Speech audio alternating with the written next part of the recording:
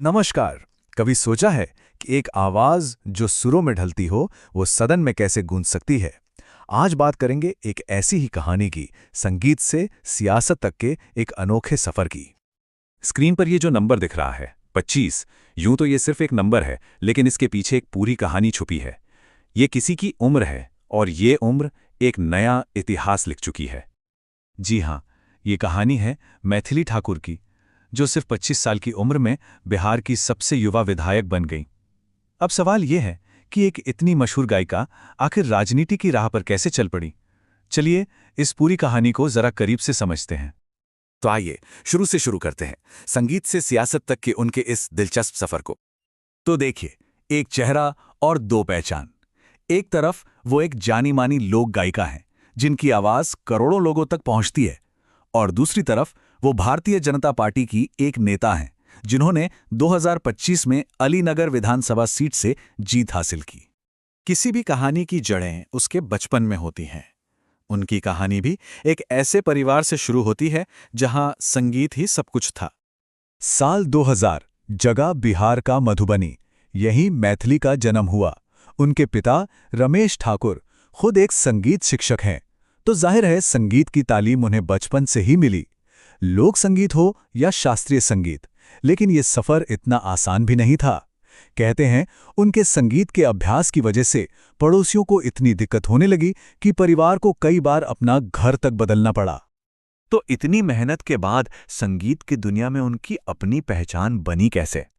उन्होंने लोकगीत, मैथिली गाने, हिंदुस्तानी क्लासिकल और भक्ति संगीत, मतलब हर विधा में अपनी कला को साबित किया। और फिर आया सोशल मीडिया और यूट्यूब का जमाना, जिसने उनकी आवाज को घर घर पहुंचा दिया।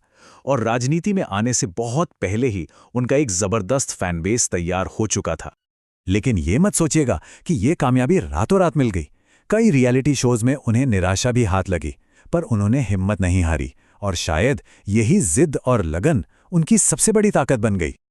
और फिर उनकी जिंदगी में एक ऐसा मोड़ आया जहां से उन्होंने संगीत के मंच से जनसेवा के मैदान की ओर कदम बढ़ा दिया। एक बिल्कुल नई पारी की शुरुआत हुई। ये बदलाव देखिए जरा, एक लोक गायिका से विधायक, एक स्टेज परफॉर्मर से जनसेवक, और एक कल्चरल आइकॉन से पॉलिटिकल रिप्रेजेंटेटिव। ये बहुत बड़ा शिफ्ट है। 2025 में उन्होंने बीजेपी में शामिल होकर अलीनगर सीट से चुनाव लड़ने का फैसला किया। और उनकी जीत कोई मामूली चुनावी नतीजा नहीं थी। ये उस इलाके की राजनीति में एक बड़े बदलाव का संकेत थी। एक इशारा था कि जनता ने एक युवा और गैर राजनीतिक चेहरे पर अपना भरोसा दिखाया है। अपनी इस ऐतिहासिक जीत के ठीक बाद उनका एक बयान आया जो बहुत कुछ कहता है। उन्होंने कहा, खुशी है लेकिन काम की जिम्मेदारी बढ़ गई है। ये शब्द दिखाते हैं कि वो अपनी नई भूमिका को लेकर कितनी गंभीर और परिपक्व हैं। तो अब एक विधायक के तौर पर उनका प्लान क्या है? उनके लक्ष्य बिल्कुल साफ हैं। पहला, अपने चुनाव क्षेत्र का विकास। दूसरा, अपनी जड़ों को नहीं भूलना, मतलब मिथिला की संस्कृति, कला और संगीत को आगे बढ़ाना। और तीसरा, लोगों की हर छोटी बड़ी समस्या को सुन के उनकी सेवा करना।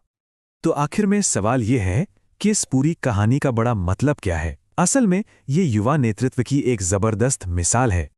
मैथिली ठाकुर का ये सफर हमें सिखाता है कि अगर टैलेंट, कड़ी मेहनत और युवा जोश एक साथ मिल जाएं, तो नए रास्ते खुद ब खुद बन जाते हैं। उन्होंने संगीत के मंच से जन सेवा के मंच तक पहुंचकर यह साबित कर दिखाया है।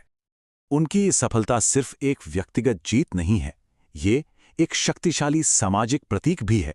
इस बात का प्रतीक कि युवा शक्ति भी राजनीति में एक असल बदलाव ला सकती है।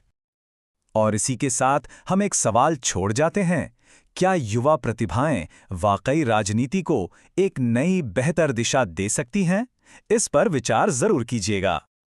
नमस्ते दोस्तों, कृपया हमारे चैनल को सब्सक्राइब करें। धन्यवाद।